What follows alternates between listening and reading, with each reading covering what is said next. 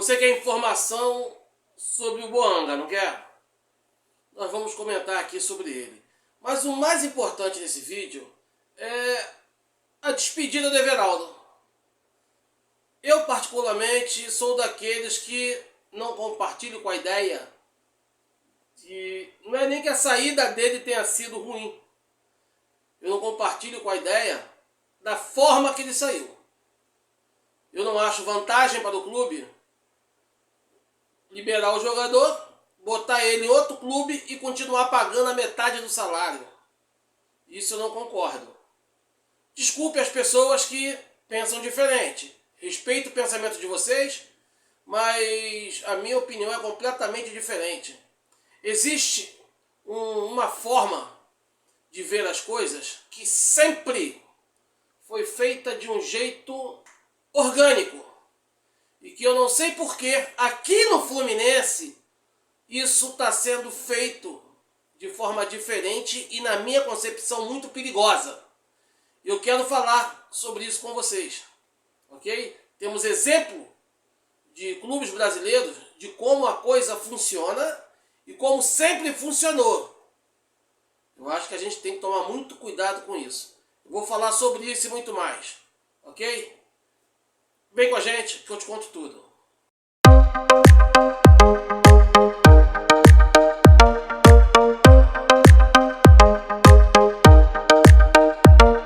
Diga lá, mano velho! Mais uma vez, obrigado pelo carinho. É sempre muito bom tê-los por aqui, família Tricolor. Muito obrigado por esse carinho. Olha só, eu já quero convidar vocês a chegar, deixar o like, se inscrever no canal, ativar o sininho e, de acordo com o vídeo, deixe aquele comentário inteligente, família. Aqui, a minha audiência é a mais inteligente do planeta. Por quê? Porque ela está focada em ajudar o Fluminense. E não ficar varrendo, ficar apalpando o ego de ninguém. Ok? Aqui o nosso foco é o melhor sempre para o Fluminense. Obrigado pela sua companhia e é muito bom tê-los por aqui. Família, vamos lá. Primeiro eu vou falar de Boanga. Eu sei que está todo mundo animado. E o que se sabe é que a qualquer momento podemos ter o anúncio do Boanga. O anúncio, pelo menos, da contratação, né? Porque a expectativa está alta, porque depois da situação lá do Arias, o Fluminense voltou à carga com muita força, inclusive mudou, né? Fez um ajuste na forma de pagamento para tentar agilizar o mais rápido possível a contratação do Boanga. Até porque quinta-feira, se eu não me engano, é o último dia da inscrição para as finais do Carioca. E a diretoria tricolor quer agilizar esse processo para que ele possa jogar o Carioca. Então, hoje pode sair a confirmação do fechamento do negócio. Mas vamos aguardar, vamos manter a expectativa aí que deve sair hoje, deve ser resolvido hoje. O sim ou não, mas a possibilidade do sim do Los Angeles liberar é muito forte. Só depende deles agora. Ok, família? Mas vamos falar de Everaldo, galera. Everaldo está saindo do Fluminense. Eu estou vendo uma comoção, pessoas felizes da vida e tal. Eu, na maioria deles, eu acho até que é meme. A galera está usando mais para brincadeira do que outra coisa. E eu vou aqui falar para vocês porque eu não concordo com a saída do Everaldo. Desse jeito, não. Quando pintou uma proposta do mundo árabe, eu até concordei. O cara vai pro mundo árabe, tá tranquilo, beleza, tudo certo. Só que ele não quis sair do Brasil. Segundo informações, em relação ao Atlético Paranaense, o Atlético Paranaense queria dar 1 ano de contrato, ele queria 2. Por isso que não fecharam. E tem outras cositas a mais aí que tá rolando, que o acabaram o levando ao Bahia. E aí eu quero deixar a minha observação para vocês. Por que eu acho que essa saída não é boa? Primeiro porque eu tenho uma linha de raciocínio que quem me acompanha aqui desde o ano passado sabe do que eu estou falando. Nós, o ano passado, fomos muito prejudicados por treinadores medíocres. Né? Medíocres que eu falo assim, o primeiro, o Retranca Menezes, foi o pior de todo. Ele, ao lado do Levi Cooper, foi, na minha concepção, um dos piores treinadores da história do Fluminense. Ele pegou um elenco bom e reduziu a fracassados, onde ele sempre fazia questão de falar que ele era o bonzão e que o elenco não estava à altura dele. E foi aquele pesadelo que passamos com esse cidadão. Depois ainda tivemos o desprazer de ver o Mário Bittencourt, não sei porquê, ainda renovar o contrato desse cara. Mas graças a Deus logo ele foi embora. Depois de ver mais um vexame no Carioca, quase que a gente nem se classifica. Nós fomos para a final da competição sem a menor condição. Totalmente desequilibrado. Chegamos à final por demérito dos outros, não por mérito nosso. Porque se fosse pelo treinador, nem se classificar, a gente se classificava. Até que esse cara caiu. Aí me veio Renato. Renato veio com muita fome de disputar o Mundial. Chegou no Mundial, deu só 50% do time.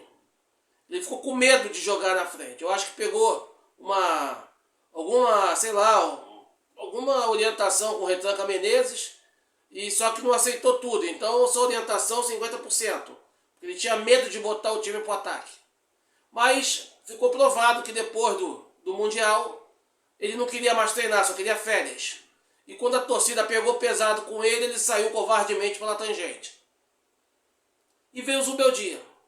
O Zubeldia chegou e mostrou para esses covardes como é que se bota o time para frente. Ele começou mal, é verdade. Nós tomávamos muito gol nos finais das partidas, lembram disso? Ele corrigiu a zaga. Depois o meio estava muito, como é que eu vou dizer, espaçoso. Ele depois acertou o meio. E aí chega no ataque. O ataque foi o que ele mais demorou para acertar. Por que ele demorou para acertar? Porque teve que acertar todo o time primeiro. A zaga, o meio, para depois acertar o ataque. E aquele ataque, principalmente os nossos centroavantes, mas todo o ataque, foi muito prejudicado durante 2024 e 2025. Depois da saída do Diniz, o ataque sofreu. Sofreu. Porque os centroavantes eram usados como volante, como lateral esquerdo, como lateral direito, como proteção a zagueiro, menos na posição deles. E eu falava isso na época. O que está acontecendo é que quando o Fluminense ganha, todo mundo fica feliz, aí vem a importância do Everaldo, a importância do Cano, a importância do JK. Está voltando para marcar.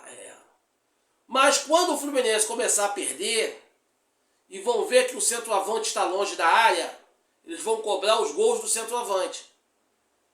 E a bomba vai cair no colo do centroavante. Eu já falava isso antes.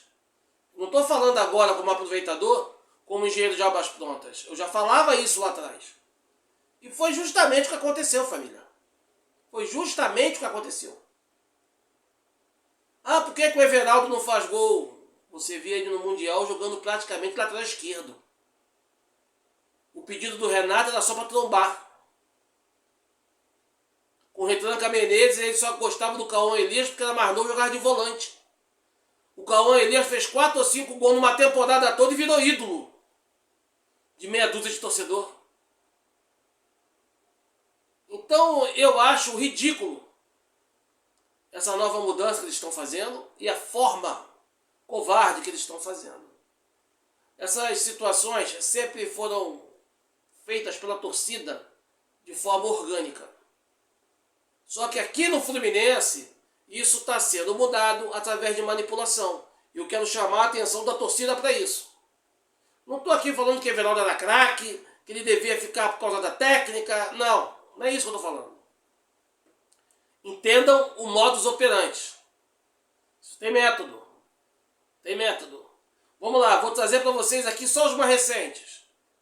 Samuel, Xavier, Keno foram perseguidos várias vezes durante 2025, inclusive com pessoas que falam de Fluminense, jornalistas, influenciadores, que falam de Fluminense, querendo impor a sua opinião para a torcida, que a torcida tinha que comprar o barulho deles. Então, várias vezes eles falaram que o Keno estava morto, que o Samuel Xavier estava morto, já estava velho, tinha que ir embora, que o Lavega era fraco, que o Lescano era fraco, mas Samuel Xavier e Keno tinha que sair do Fluminense de qualquer maneira. não sei o que papapá. Depois partindo pro Martinelli. Lembra do Martinelli? Quantas bizarrices falavam do Martinelli? Família, eu tô diferenciando. Tem o lado orgânico da torcida e tem o lado de quem está de fora. De quem quer usar a torcida como massageador de ego. Ok? Por que eu falo que tem que separar? Porque o lado da torcida é orgânico. O torcedor que vai a hoje, quando vê que o jogador está arrebentando, ele passa a apoiar. O próprio Martinelli, o próprio Samuel Xavier ocorreu isso. Aí sabe que os covardes que estavam pegando no pé e estavam incentivando os torcedores a falar mal fazem, eles calam a boca. Porque eles sabem que não vão ter mais como manipular a torcida. Porque ela já manipulou, já demonstrou apoio, já se manifestou apoio. Fizeram isso agora com o Everaldo. Próximo da lista é o Freitas. Aí você vê como é que tem gente que já corrobora para que isso aconteça. No meu vídeo passado, eu vou deixar até aqui no final, para vocês poderem acompanhar, quem perdeu, eu comento sobre isso. Teve uma jogada em que o time todo cansado, a zaga fez a linha correta, só que o Samuel Xavier, já cansado, voltou errado. O Del ficou na cara do boi e zuniu. O centroavante do Bahia zuniu. O comentarista, mais do que depressa, foi culpar o Freitas. Porque a bola caiu pro Del nas costas do Freitas. Aí eu perguntei, na oportunidade, esse comentarista jogou aonde? Pelada que seja, aonde? Porque se você vê a imagem nitidamente, você vê que a linha feita pela zaga foi correta. James, Freitas e René fazem a linha de impedimento correta.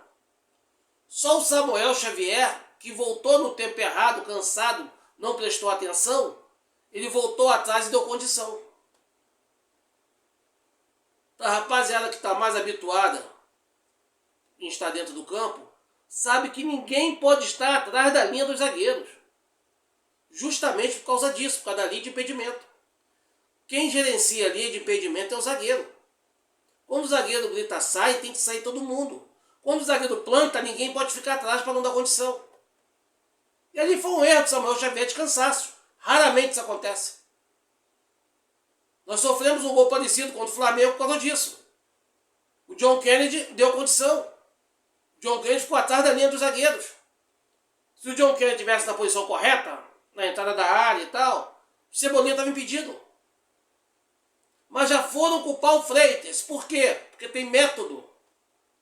O Freitas tem os erros deles? Tem. Mas será que se a gente der apoio, se a gente incentivar, demonstrar apoio, a gente não pode melhorar isso? Eu garanto a vocês que podem. Porque isso já ocorreu outras vezes. Eu não estou aqui inventando a roda. Isso já ocorreu outras vezes. E depois do Everaldo, vai ser o Freitas. Aí vão perseguir o Freitas. E depois do Freitas, vai ser quem? Savarino? Boananga? Você chegar? Até porque o Boananga, eu vou falar uma coisa bem clara para vocês, família. Bem clara. Eu não vou aqui enganar vocês. O Boananga, ele não é centroavante, nunca foi centroavante. Ele tem o potencial dele e tal. E esse potencial é justamente para potencializar o centroavante. Ele é um atacante pelo lado esquerdo do campo. Ah não, mas ele jogou de centroavante. Ele não jogou de centroavante. Quando o esquema é 4-4-2, aí quem tem costume de jogar pela alas, obviamente, vão fechar um pouco mais. Ele nunca foi centroavante. Ele nunca foi o 9 que a torcida... eu quero um 9 que decida. Eu já falei para vocês várias vezes. Não existe um 9 que resolva. Pode trazer quem for. Qualquer jogador do planeta. Futebol não existe isso. Ele pode vir e resolver, como pode vir e não resolver. A magia do futebol é isso.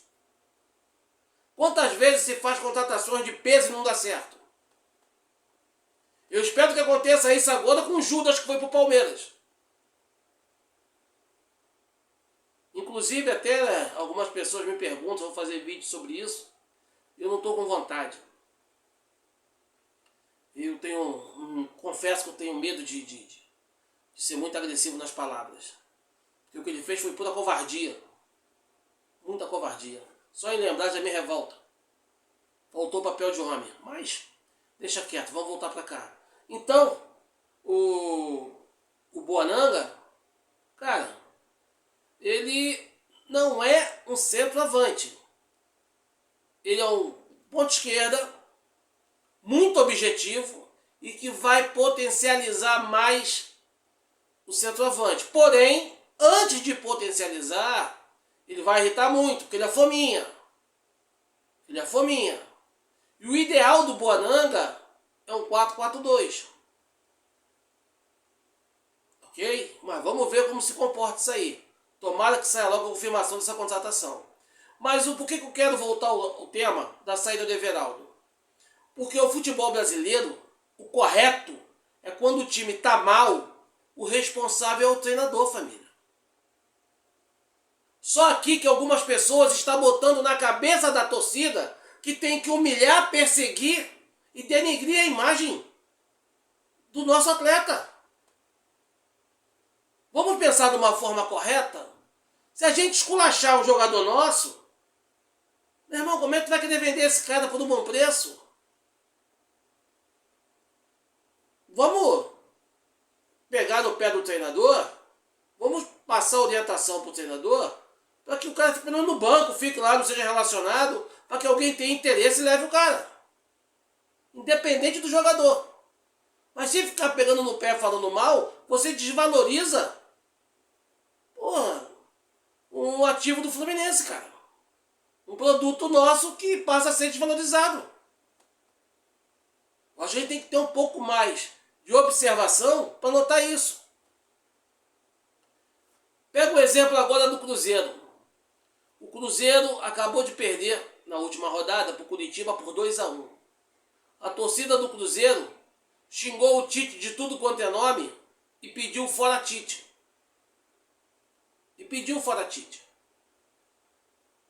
Aqui nós passamos 2024 todo com um treinador covarde que botou retranca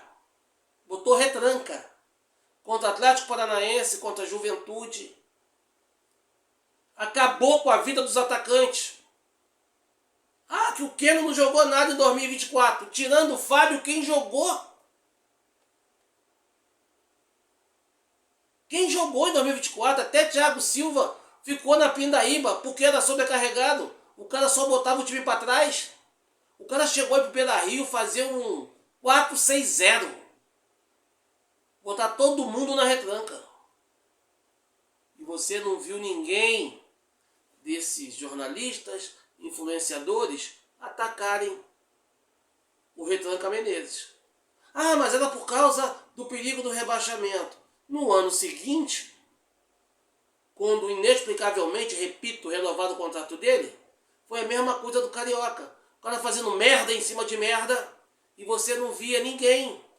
Nenhum jornalista, nenhum influenciador fala mal de Retranca. Pelo contrário, meu Deus, como ele fala bonito na coletiva. Era bizonho. O cara deu dedo pra torcida. E eles se calaram. Então, família Tricolor, vamos prestar atenção nisso aí. Quando criticar os nossos jogadores, nosso guerreiro, que façam a crítica, mas que seja construtiva. Que dê oportunidade para que ele possa se recuperar amanhã. Veja um exemplo de John Kennedy. Rapaz, o que tem de jornalista, influenciador revoltado com esse bom momento do John Kennedy não está no gibi. Eles estão, até para elogiar o John Kennedy, eles fazem entre os dentes. Porque eles cansaram de dizer, não, pra mim não dá. Tem que sair John Kennedy, tem que sair Everaldo, tem que sair todo mundo. Não, porque pra mim não dá. Como se ele fosse o dono da cocada preta. Como se eles fossem o dono do Fluminense. Como se eles fossem o senhor da torcida. Isso não existe. A torcida tricolor é soberana. Quando vier de forma orgânica da arquibancada, tô junto. Eu posso até não concordar, mas meu respeito é máximo. Agora, cuidado, torcedor, para não se deixar influenciar por esse tipo de comentário. Eu peço a atenção de vocês quanto a isso, ok? Até porque eu sempre falei para vocês, e vou finalizar o vídeo com esse aviso. Sempre falei para vocês que o ano passado a posição centroavante foi muito escravizada, foi muito prejudicada. Obrigavam o cara a jogar fora de posição e eles não tinham como acompanhar Canóbio e Serna no contra-ataque. Eu teria, de Uber. Porque correndo não dá, irmão, nem você. A gente sabe disso. Agora, começo do ano, não é à toa que Everaldo começou fazendo gol, que John Kennedy está nessa fase maravilhosa. O centroavante esse ano está jogando de centroavante. Só por isso que eu acredito que se o Everaldo tivesse aqui, o Cano, quando se recuperar, vão voltar a fazer gols. Porque lugar de centroavante é perto do gol. É próximo ao gol. E não na lateral esquerda, de volante, na nossa zaga ou na lateral direita. Essa foi a grande mudança do ano passado para esse ano. E eu avisei que quanto o Vasco, na nossa eliminação da Copa do Brasil, foi o último jogo do ano e o primeiro entre 2024 e 2025 que eu vi o centroavante jogando de centroavante. Inclusive o gol do Fluminense, o gol contra do lateral, saiu porque o Everaldo dentro da área meteu a bola na trave. Ok? Mas eu vou ficando por aqui, o vídeo já está muito longo. Quero só que a minha torcida se atente a isso. Valeu? Senão, a gente vai fazer injustiça com outros jogadores. Valeu, família? Mas essa é só a minha opinião. Eu quero saber a opinião de vocês. Até porque quem faz esse canal ser o que ele é, são vocês. E eu sou muito orgulhoso e agradecido por isso. Valeu, família? Vou ficando por aqui. Não esqueça, antes de sair, deixa o like. E tamo junto, Flusão. Lealdade tricolor, sempre. Até a próxima e a gente se vê por aí.